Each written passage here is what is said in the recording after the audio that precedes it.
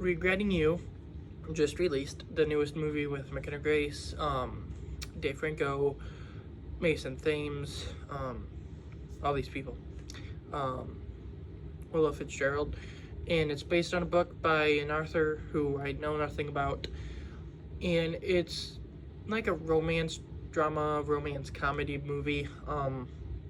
Basically, Dave Franco and Willa Fitzgerald are about to be married. They are fiancés, and then McKenna Grace's parents, Allison Williams and Scott Eastwood, they're Willa Fitzgerald and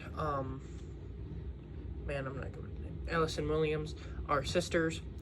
One day, Scott Eastwood and Willa Fitzgerald die in a car accident, and all these people's lives kind of get upended from there. I thought that this movie, like, the main character was going to be McKenna Grace, and it was going to be like her love story with Mason Thames, with a little bit of this in the background. But I would say that Allison Williams, who is like this plotline with the sister and everything, and then McKenna Grace, which is like the Mason Thames plotline and everything, were pretty equal. I don't know why I decided to check this out. It had a lot of names I knew. There are movies like this that I do enjoy a lot. I think a good chunk of the ones I've seen are fine. I mean, it's not like my favorite genre, but a good chunk of them are really good, and this one is really good. Like, really, really good. I really like this one. And something I have to give this credit for, and Mason Thames for. This movie made How to Train Your Dragon a lot better. Like, a lot better. And it fully sold me on Mason Thames as an actor. When I watched How to Train Your Dragon, I was like, I don't know, I don't like this guy at all. And then these past couple months, I've just been thinking about it, and I was like, I've been too harsh. He's fine. But I had only really seen him in that. Watching this, and then thinking back on How to Train Your Dragon, I'm like in the mindset of Thanos. Perhaps I treated you too harshly. I think, thinking back on it, his performance in How to Train Your Dragon was actually really good. And I was just being completely, I was being a complete idiot. And in this movie, he's really good too. Like, I really liked his acting in this, his character in this. And there is a scene with him at the very end that actually got me teary-eyed. There were two scenes in this movie that got me teary-eyed. I'll talk about them. But as for, like, the main story, you find out that Willa Fitzgerald and Scott Eastwood were having an affair. So this girl's husband and sister were having an affair. Wow. I mean, if they had been alive and they had figured that out, I mean, that would have gone, that would have sucked. But they find out after, and that kind of like puts their whole world like upside down. Dave Franco and Allison Williams are trying to figure out like what to do with this. They don't want to tell McKenna Grace because they don't, like, she's been through enough. And throughout the movie, Dave Franco and Allison Williams like realize that they've been in love the whole time, and they messed up. Now, Dave Franco's character had been in love with Allison Williams like since he met her, but knew she was happy with this guy. So like his character had been like, he left for like a good chunk of years and then came back, and he later says that he left because he wanted her to be happy and he didn't want to be around her because he knew that if he stayed he would have ended up like messing it all up. I think that's pretty interesting, and I think that Dave Franco is like a really good actor, and I think he does it really well. I really like his acting, and he's gonna be in Now You See Me in a little couple weeks, which is gonna be fun. I just think he's really underrated. I like his brother too. I know his brother did stuff in real life, but as for an actor, I mean, he's really good. He played Harry Osborn. But like, I think all that was interesting. It kind of sucks that Willa Fitzgerald was the bad one because obviously she's from Reacher, Lasco, who's like one of the best characters in that show, like one of the most morally right characters, and then she plays this where like she's not even in it that much, and like the little bit you get of her where you don't know what's going on, even though it's kind of obvious, is like she doesn't seem like a bad person, and then you find out that she kind of is, so it's like, oh boy, oh man. And then McKenna Grace and Mason Thames is basically just like what you expect, just like a love story between these two teenagers. One lives with his grandpa, played by Clancy Brown. I think he was pretty funny. He had some pretty funny moments. But he lives with him and is kind of just trying to figure out everything. And then there's McKenna Grace, who's obviously her life gets kind of upended because her dad and her aunt dies, so she kind of has to deal with that. I think it was interesting, and I think that they worked well together. You could buy into it. I think that they both had like good charisma and everything. It was pretty good. Now, let's just get into it. The two scenes that did make me tear up. Now, there are a good chunk of emotional scenes in this. There were emotional scenes where I was like, oh, that sucks, or oh, that's awesome. But there were two that got me. One of them is Dave Franco's character, where he has this baby with Willa Fitzgerald, and then one night after they die, of course, he brings the baby to McKenna Grace and Allison Williams, and is like, you need to take him, I need to clear my head, blah blah blah. And Allison Williams is kind of like, what's going on? And he's like, it smiled, and it had Scott Eastwood's smile, or Chris, his character is called Chris, but he's like, it had his smile. And then like McKenna Grace comes to his house after a couple days and kind of talks some sense into him, and is like, you need to go get your baby, dude. It's your baby, not ours.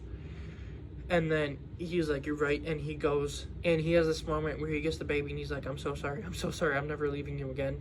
And just like the way he acts it, that did bring a tear, and I was like, oh my god.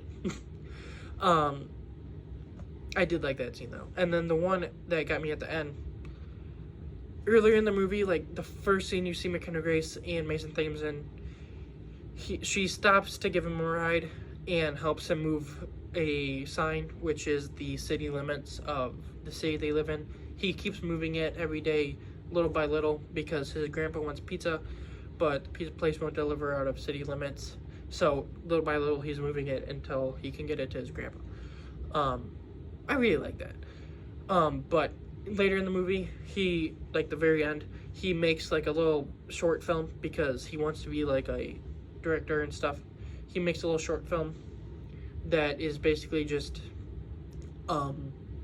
showing how he did have this like crush on McKenna Grace's character like for a long time. And like even that, like the video, that was really cool. I really like that. But there's a thing in it that shows like the first scene you see him in the movie, and he's like videotaping, and he's like, oh, you passed me, oh, you stopped, okay, if you come back and give me a ride, then I'll take that as maybe I'm being told that there is something between us, but if you leave, that's a sign that it wasn't meant to be. And then obviously, as we see earlier in the movie, she does drive back, but on the phone he's like, oh, you're coming, and he like turned the phone off. I don't know why, but that scene got me, and I was just like, I really like that. He was such a great actor. I was so wrong about him earlier this year, and I'm so happy that he was able to fix that. So much so that I want to watch the Black Phone movies to see how he's like in that, and movies coming up with him in it, I'll watch most of them. I mean, probably not all, but yeah, he fully sold me on his acting, and I'm just like, I was wrong. I'm sorry. But that scene got me too. I don't know what it is about those scenes, but it's just like, I'm very weird when it comes to that, because there are scenes that I should be crying at that I'm just like, okay, I mean, that's sad, but I'm not gonna cry. And then there's scenes like this that I'm like, I don't full out cry, but I do like tear up. And then there's scenes like in Infinity War and Spider-Man dies where I'm like bawling and I'm like, no, please. But